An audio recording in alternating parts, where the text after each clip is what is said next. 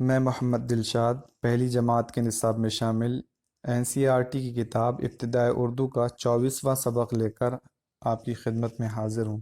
سبق نمبر 24 میں ہم پڑھیں گے حروف تہجی۔ اب دیکھ لیں حروف تہجی کیا ہیں۔ الف، ب، پ، یہ ایک ایک اگر پڑھیں گے ہم تو ہر ایک لیٹر کو سنگل جو ہوگا اسے ہم حرف کہتے ہیں، اور جب سب کو ملا دیں تو یہ حروف ہو جاتے ہیں، یعنی حرف ایک کے لیے اور حروف کئی ایک کے لیے بولا جاتا ہے۔ تہجی یہ ہجا سے آیا ہے، اس کا مطلب ہوتا ہے ہجے کرنا، یعنی لفظوں کو توڑنا، لفظوں کو ایک ایک کر کے بنانا۔ تو حروف تہجی وہ حروف جن سے اسپیلنگ کی جاتی ہے الفاظ کی، وہ کتنے ہیں؟ پہلے دیکھ لیں، پڑھ لیتے ہیں انہیں۔ الف، ب، پ، ت، ٹ، ث، ج، چ، ح، خ، دال، ڈال، ذال، ر، ڑ، ز، ژ، س، ش، ص، ض، ط، ظ، عین، غین، ف، قاف، کاف، گاف، لام، میم، نون، واو، ہے، یہ بڑی ہے۔ اب اس میں لام الف اور حمزہ کا دخل نہیں ہے۔ اچھا، اس میں فیملی ہے، فیملی وائز بھی ہم نے جو پڑھے تھے شروع سے، تو فیملی کے حساب سے ہر حرف کی فیملی کے حساب سے ہم نے پڑھے تھے وہ حروف۔ پہلی فیملی کیا ہے دیکھ لیں کہ بے سے لے کر کے سے تک ایک ہی شکل والے جو الفاظ حروف ہوتے ہیں وہ فیملی حروف کہلاتے ہیں، یعنی ایک دوسرے کی شکل سے ملتے جلتے جو رہتے ہیں۔ جیسے یہ ایک فیملی ہے، جیم، چ، ح، خ کی۔ دال، ڈال، زال کی الگ فیملی ہے۔ ر، ڑ، ز اور ژ کی الگ فیملی ہے۔ سین، شین کی الگ ہے۔ صاد، ضاد کی الگ فیملی ہے۔ تو ذو کی فیملی الگ ہے، توزو کی فیملی، عین غین کی فیملی ہے، ف قاف کی فیملی ہے، کاف اور گاف کی فیملی ہے۔ تو اس طرح سے یہ اتنی فیملیاں ہیں، یعنی ایک جیسے الفاظ جو حروف جو ہوتے ہیں، ایک جیسے حروف جو ہوتے ہیں وہ ایک دوسرے کے لیے فیملی کا شمار کیے جاتے ہیں، فیملی حروف شمار کیے جاتے ہیں۔ اب ان کو ہم گن بھی سکتے ہیں،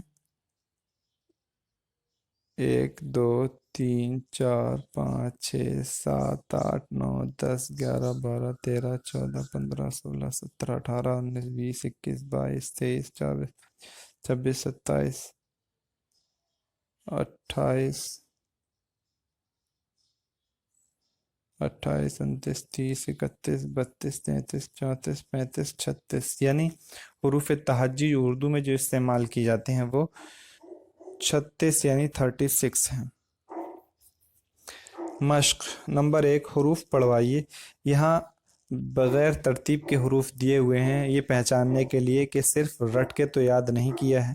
آپ دیکھیں اس کو دیا ہوا ہے الف، چ، دال، سین، ر، جیم، صاد، ف، لام، غین، ذو، تو، ڈال، بے، ح، ڑ، گاف، ز، عین، کاف، شین، نون، پے بڑیے، ٹ، تو، می، واو، ضاد، ذال، خ، ز، میم، س، ہ، قاف۔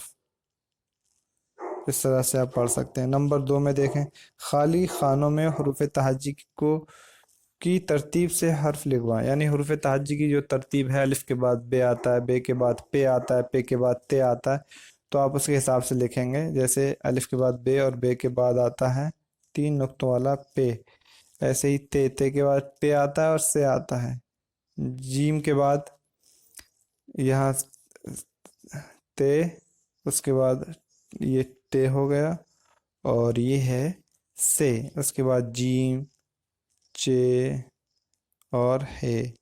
اس طرح سے سبھی حروف کو آپ دیکھ سکتے ہیں اور خود یہ ایکسرسائز سالو کر سکتے ہیں۔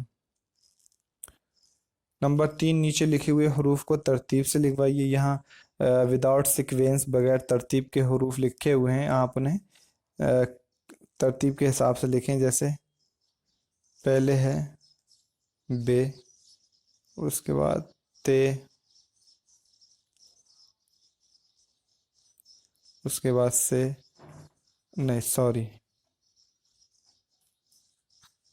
بے کے بعد پے آتا ہے جس کے نیچے 3 نقطے رہتے ہیں، اس کے بعد تے، پھر ٹے ہے، اور اس کے بعد سے. نمبر 2، نیا نمبر 3 کا جو پوائنٹ ہے، سب نمبر ہے 2. دیکھیں خے، چے، ہے، جیم کو لکھنے کی مشق کریں. خے،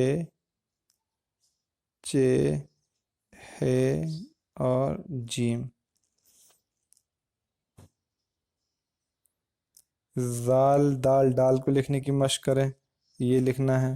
زے، جے، زے، رے اور لے کو لکھنے کی مشق کریں.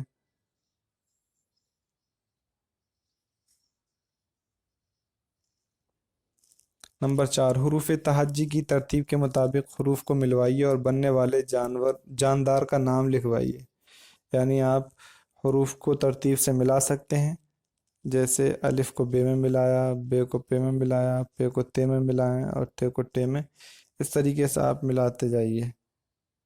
ٹے ہو گیا، ٹے کے بعد سے میں ملائیں، اور جو شکل تیار ہو اس جانور کا نام لکھ سکتے ہیں آپ. تو یہاں جا کر کے طوطا تیار ہوتا ہے.